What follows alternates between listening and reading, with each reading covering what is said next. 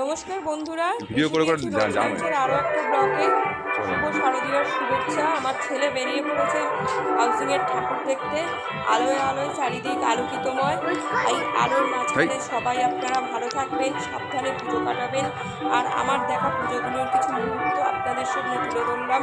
ভালো লাগলে অবশ্যই এই চ্যানেলটিকে সাবস্ক্রাইব করে দেবেন, যাতে আমি আরও কিছু ভালো মুহূর্ত আপনাদের দেখাতে পারি। এটা আমাদের হাউজিংয়ের ঠাকুর, আর বাড়ির খুবই কাছে, তাই আজকে এই কাছের ঠাকুরগুলোই আমরা ঘুরে ঘুরে দেখেছি। দেখুন, অতি সুন্দর আলো মনে দেওয়া হয়েছে। এই হাউজিং, যে হাউজিংয়ে রোজ বাজার বসে, সেই হাউজিং আজ আলোয় মোড়া কিছুটা অপরিচিত হয়ে উঠেছে, কারণ এই হাউজিংটিতে আমরা দেখতে অভ্যস্ত নই। আমরা অন্যরকম হাউজিংয়ে দেখতে জীবনটাকে চালিয়ে নিয়ে যেতে অভ্যস্ত। যাই হোক, আপনারা সকলে ভালো থাকবেন। এবার দেখুন আরেকটি মণ্ডপে গিয়ে আমরা হাজির হব। হাউজিং এসছি আমরা। এর মাঝখানে আমার ছেলে খুবই উত্তেজিত, প্রতি জায়গায় দাঁড়াবে, তার ছবি তোলা চাই। ছবি তুলতে গিয়ে ডিগবাজি খেলেও অসুবিধে নেই, কিন্তু ছবি তুলতেই হবে। নানা রঙের আলোর মাঝখানে তার চোখ ধাঁধিয়ে যাওয়ার জোগাড়। কখন কোথায় ছবি তুলবে নিজেই ঠিক করে উঠতে পারছে। পরবর্তী ঠাকুরটিও হাউজিংয়ের ঠাকুর। হাউজিংয়ের ঠাকুরের মাঝে আমার ছেলে বড় বড় চোখ করে কি যে দেখছে তা সেই জানে। আবার একটা এসে দাঁড়িয়ে পড়েছে। আমি বাড়ির কাছেই পাখা গামছা দিয়ে সাজানো হয়েছে। আমরা মেয়েরা সবই পারি, যেমন এগিয়ে নিয়ে যেতে পারি, প্রয়োজনে তেমনি সাজিয়ে তুলতে পারি। তারই পরিচয় দিয়েছে সেই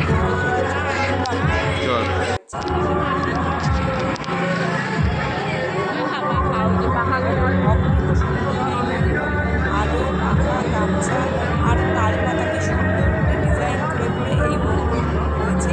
আলপনা দেওয়া হয়েছে।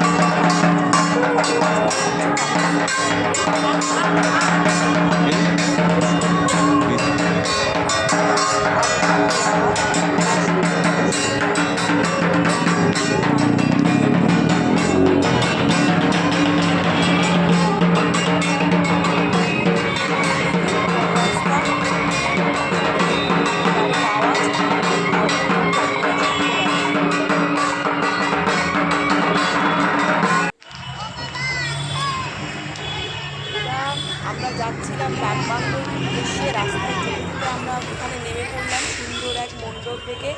এটা কিন্তু কল্যাণপুরের সঙ্গের পুজো। আমরা এখানে দাঁড়িয়েছি ছবি তুলবো মা বেটায়, কিন্তু আমার কর্তা ছবি না তুলে ভিডিও করতেই বেশি ব্যস্ত। আমার ছেলে রেগে যাচ্ছে, তা তবু তারই মাঝে কিছু ছবি কিন্তু তুলে দিয়েছে। ছবি তার তোলা চাই। দাঁত বের করে রয়েছে, কিন্তু তার মাঝখানে ফোকলা দাঁতও যে উকি মারছে তা কিন্তু সে বুঝতে পারছে না। এখানে এক রাগ মাখা মুখ, ছবি ঠিক মতো উঠছে না। আবার আমরা এগোচ্ছি ডাকবাংলোর দিকে। ডাকবাংলোর দিকে এগোতে এগোতে আরও এক সুন্দর আলোকসজ্জা আমাদের চোখে পড়ল। এই আলোকসজ্জার পিছনেও কিন্তু রয়েছে চারের পল্লীর পুজো, যে পুজো আপনাদের দেখানোর জন্য আমরা নিয়ে যাব। দেখুন কি সুন্দর টম অ্যান্ড জেরির লাইটিং রয়েছে, যা আমার ছেলের খুবই প্রিয়। সে মন দিয়ে দাঁড়িয়ে দেখছিল। তারপর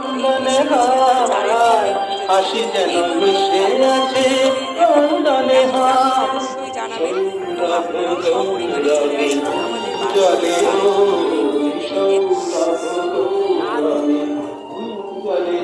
দুপাশে দুই মানুষ দিয়ে মণ্ডপের দ্বার সাজানো হয়েছে। ছোট ছোট বাচ্চারা কি সুন্দর দাঁড়িয়ে পড়ছে ছবি তোলার জন্য। ওদের এই ছবি তোলার বিশেষ ইন্টারেস্ট রয়েছে। প্রত্যেকেই দেখি দলে দলে দাঁড়িয়ে পড়ে নানান জায়গায় ছবি তোলার জন্য। আপনারা দেখুন ধীরে ধীরে মাতৃ প্রতিমা, নানা রকম লণ্ঠন দিয়ে কি ছোট্ট ছোট্ট করে বাল্ব ভিতরে দিয়ে এই মণ্ডপটিকে ধীরে ধীরে সাজিয়ে তুলেছে। মণ্ডপের কাজ কিন্তু এখনও কমপ্লিট হয়নি, আজ তো পঞ্চমী, এখনও ধীরে ধীরে ছোটোখাটো কাজও কিন্তু হয়ে যাচ্ছে। তবু তারই মাঝে যেহেতু বৃষ্টি নেই আজ, সে তাই মণ্ডপ দেখে নেওয়া আর কি। অতীব সুন্দর কাগজ কেটে কেটে ফুল বানানো হয়েছে, সেই ফুল দিয়ে মণ্ডপ সাজানো হয়েছে।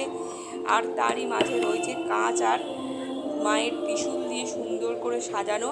আপনারা অবশ্যই সুন্দর করে প্রত্যক্ষ করুন, সপরিবারে চলে আসুন এই মণ্ডপ দেখতে। এখানে রয়েছে ঘণ্টা,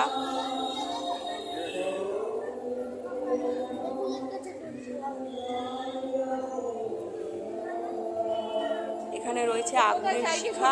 আমার ছেলের খুব পছন্দ হয়েছে এই আগুনের শিখা, বারবার বলছিল এই আগুনের শিখার মাঝখানে নাকি সে উঠবে। বুঝতেই পারছে না যে ওটা আসলে আসল আগুন নয়, ওঠে উঠলে কিছুই হবে না, কিন্তু তবুও সে বারবার বলছে ওখানেই উঠবো, ওখানেই উঠবো, ওখানে উঠে ছবি তুলবো। কিন্তু না, তাই নিচে দাঁড়িয়েই ছবি তোলা আর কি। দেখে বলবেন কিন্তু এই মণ্ডপ আপনাদের কেমন লাগলো।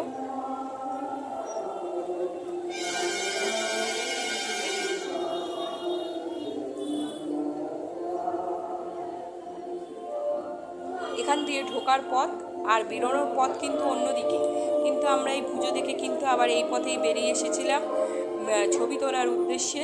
ছবি তোলা ছাড়া কি আর পুজো কমপ্লিট হয়? বাঙালির পুজোর মাঝখানে সেলফি, খাওয়া দাওয়া আর আনন্দ, এটাই তো আসল জিনিস। অসংখ্য প্রদীপের আলোয় মা সুসজ্জিত হয়ে রয়েছেন, আর উপরে 10 হাত দিয়ে সকল শত্রুকে যাতে দমন করতে পারেন, তাই জন্য এই 10 হাত দিয়ে আমাদেরকে ঘিরে রেখেছেন, সমগ্র পৃথিবীকে মা ঘিরে রেখেছেন। এটাই এই মণ্ডপে ফুটিয়ে তোলা হয়েছে। প্রচুর লোকের আনাগোনা, অনেকেই এই পুজোর আনন্দ চেটেপুটে নিতে, যেহেতু আজ বৃষ্টি নেই, বেরিয়ে পড়েছেন সপরিবারে। যতটা সম্ভব মণ্ডপ দেখে নেওয়া যায়। এই যে সারা পৃথিবীকে মা 10 হাতে ঘিরে রেখেছেন, তার এক সজ্জা আপনাদের আবার নতুন করে দেখালাম। কেমন লাগছে অবশ্যই জানাবেন।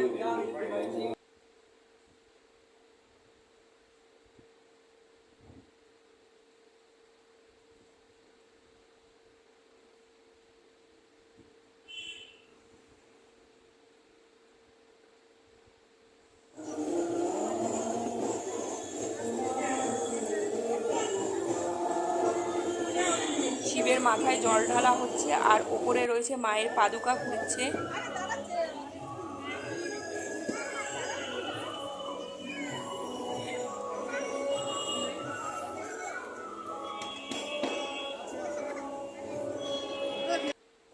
এই দোকানের মাঝখানে আমরা একটু চিকেন মোমো খেয়ে নিলাম। পুজো আছে, বুড়ি ভোজ নেই, তা কি হয়?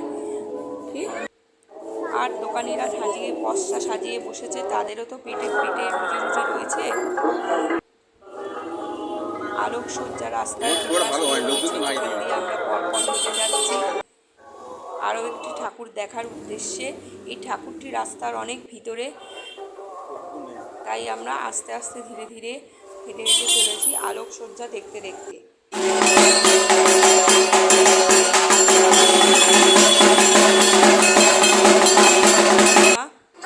চলে এলাম আমরা আটেরপল্লী পুজোতে।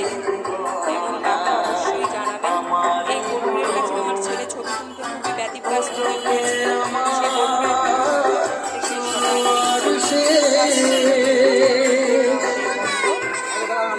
লাগেনি, কিন্তু জামা কাপড়ে তো কাদা লেগে গেছে, তাই কিছুটা সে ভয় পেয়ে গিয়েছিল। পেয়েই বলছে চলো বাড়ি যাই, বাড়ি যাই, আর ঠাকুর দেখবো না।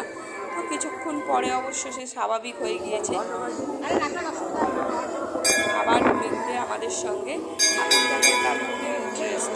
আমরা না বললেও সে আরও ঠাকুর দেখতে চায়। এর ভিতরে একটা আছে, ওর ভিতরে একটা আছে, সব ঠাকুর তার দেখে দেখে দেখে দেখে তবেই সে বাড়ি ফিরতে চায়।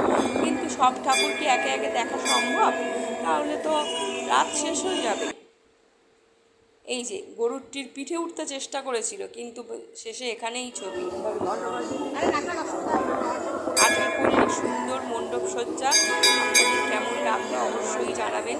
শঙ্খ দিয়ে মণ্ডপের চারপাশ সাজানো হয়েছে। মা যেন দশভূজা রূপে এখানে বিরাজ করছেন। চলছে পুজোর প্রস্তুতি, কাল মহাষষ্ঠী। মহাষষ্ঠীতে দেবীর পুজোর প্রস্তুতি চলছে প্রত্যেক মণ্ডপে। আবার রাস্তা দিয়ে আমরা বেরিয়ে পড়েছি। পূর্ব দিকেই কিন্তু ছিল চারেরপল্লীর পুজো। চারেরপল্লীর পুজো, সেখান দিয়ে বেরিয়ে চলে এসেছি যুবগোষ্ঠীতে হাঁটতে হাঁটতে। শাঁখা পলা আর লাল সুতো দিয়ে এই মণ্ডপ সাজানো হয়েছে। আর মাঝখানে রয়েছে পাটকাঠির কিছু কাজ। দেখুন আপনাদের এই মণ্ডপ কেমন লাগলো।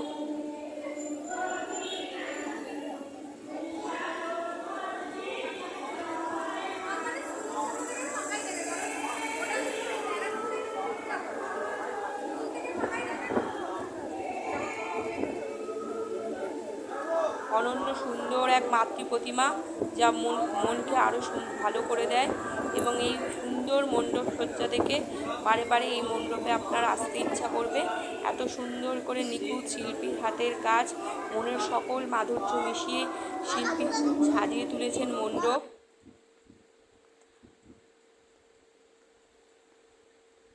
আমার কর্তামশাই ছবি তুলতে চান না, তবু শটাং দাঁড় করিয়ে বললাম ছবি তোলো।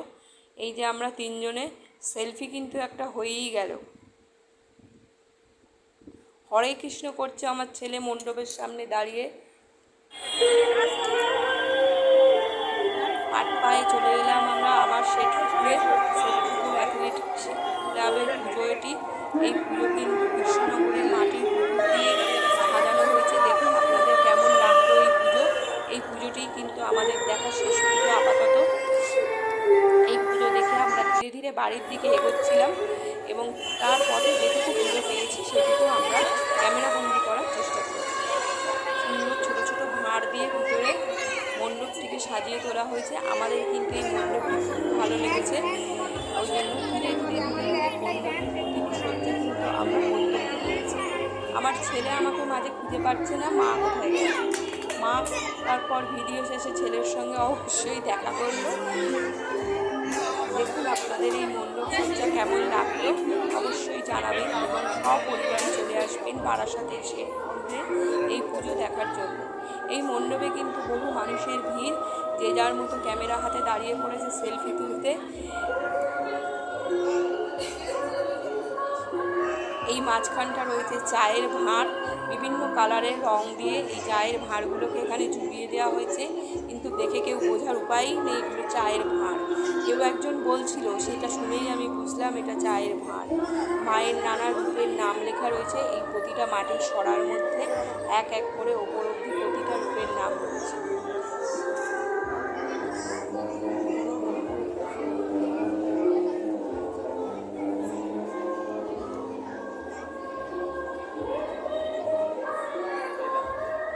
উপরে রয়েছে এক থিমের মাতৃ প্রতিমা, কিন্তু এই নিচের দিকে রয়েছে একটি ছোট্ট মাতৃ প্রতিমা, যেটি আমার খুব ভালো লেগেছে। ভালো লাগেছে বলে সুন্দর ছেলেকে ডেকে এনেও এই মাতৃ প্রতিমা আমি দেখালাম যে দেখো কি সুন্দর ছোট্ট মাতৃ প্রতিমা। তা দেখে আমার ছেলে তো বিস্ময় হতবাক, এইটুকু কেন ঠাকুর, এই ঠাকুরেই কি পুজো হবে? কত যে তার প্রশ্ন, তার ঠিক নেই।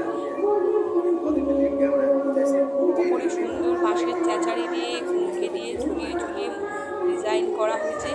শিল্পী তার হাতের কারুকার্য নানানভাবে ফুটিয়ে তুলেছেন।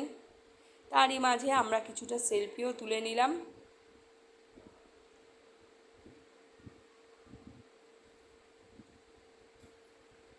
চায়ের ভাঁড়ের নিচে আমি অপেক্ষারত, কিন্তু চা পাচ্ছি না। ফেরার পথে আমরা যেখানে টোটোয় উঠব সেখান থেকে আমরা পেলাম এই সংহতি ক্লাবের পুজো।